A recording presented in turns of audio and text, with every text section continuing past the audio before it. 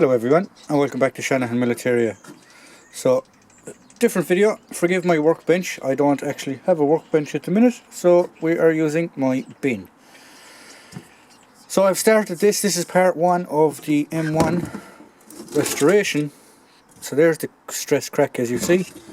So the vote has come in, and the vote seems to be between Korean and Pacific theatre. So what we're going to do is, still dirty, is we're going to do this up in Marine World War II colours with the cover that I have ordered at the minute. They would have worn that also in Korea.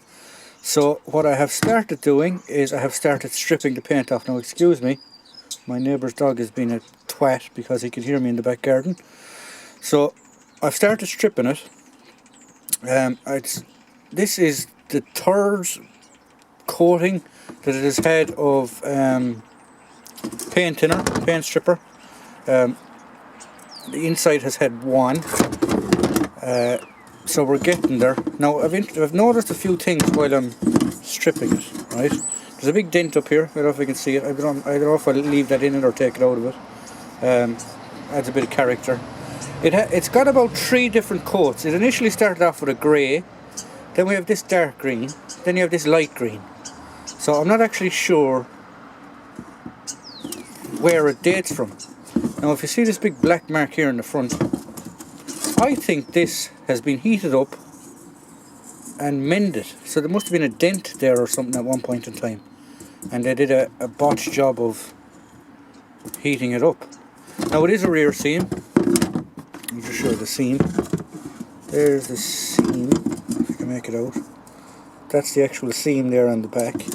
Now, I was doing a bit of research, and there should be marks here on the inside, but because there is so much paint, now you can see the actual red oxide undercoat is coming out there, and there's that heat mark in there again.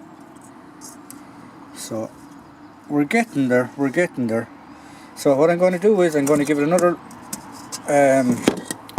you have to leave the paint remover on it for 24 hours, and then you basically scrub it off with I'll show you.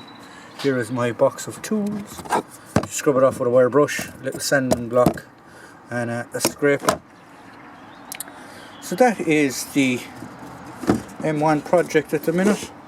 Now here you can see that stress crack. Now I'm contemplating on getting a buddy of mine to try and weld that, or to just do it with body filler, seeing as there is a cover going on it and it will be repainted. If any of you know anything about the M1 helmets, because I'm not exactly 100%. I know the rear seam is after World War II. The front seam, if it was a front seam, it would be First World War. But if any of you know, or First World War, early in the war of World War II. So if any of you know anything about M1 helmets, where I can find a mark that might give me an actual date, I would be much obliged to you. Now this is the stuff that we're using. Non-sponsored YouTube, so don't have a canary please. It's literally just paint stripper, put it on top of it, and then you brush it in nice and thick, and hey presto, you scrape it off then 24 hours later, or you brush it off. So that's the M1 restoration project. Do a bit more work on it, and we'll get back to you and show you what it looks like again next. So here we are for the next part of the restoration. Now I didn't show you me putting the rust remover and paint stripper on it. I left it overnight. I did a few coats to it. It's coming out pretty okay. There's no rough spots on it. It does need to be sanded. I've also left it overnight in a bath of vinegar and caustic soda. So what the next step is going to do now is I'm going to sand it and then hopefully prime it. We'll see what it's like, but before priming I will show you another clip of it before priming. So here we are after the first, well, I sanded it, and this is the first undercoat and primer. Now this crack, I was going to mend it with some like body filler, but I don't think I'll bother now, seeing as there's a marine cover going to go on it from the Pacific to do Pacific and Korea. As you see, it needs another coat. There are some dents and blemishes still in it, but it is going to be covered by a helmet cover, so I'm not too worried about it. So I'm going to give this another coat. Forgive me about the noise out here in my workshop, but we're outdoors, so yeah, I'm going to give it another coat.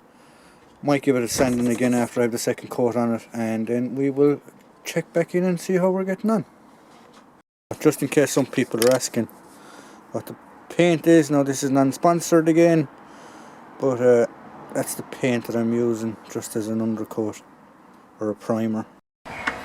So here we are, sorry for the shadow, but here we are back at the M1 restoration project, and as you can see, this is the third coat of primer now at the minute. The inside has gotten 2, the outside has gotten 3.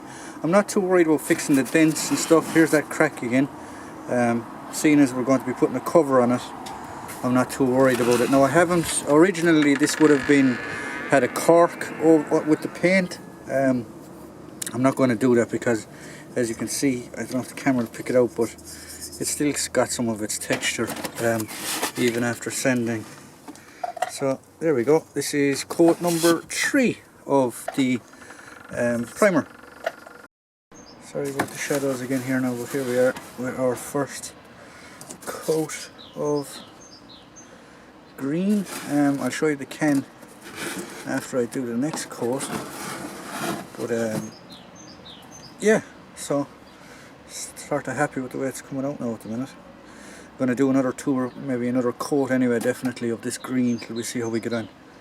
So here we have the second coat now on the helmet, green coat, and it's starting to take shape. It's a bit browner than I was hoping, but as I said, there's going to be cover going over the top of this anyway, so I'm not really worried about it. It is only going to be like a reproduction or a stand-in. I'm not going to try and pass it off as an original helmet or anything like that. Now this helmet though, the shell I believe is genuinely, because it's a rear seam.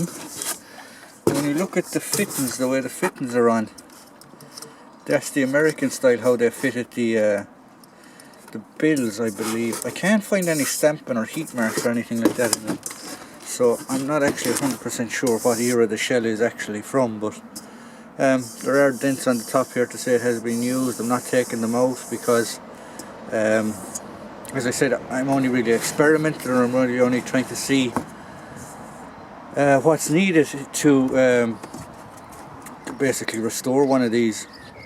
As I said, there's going to be a marine cover going on this to make it Pacific and Korean War era.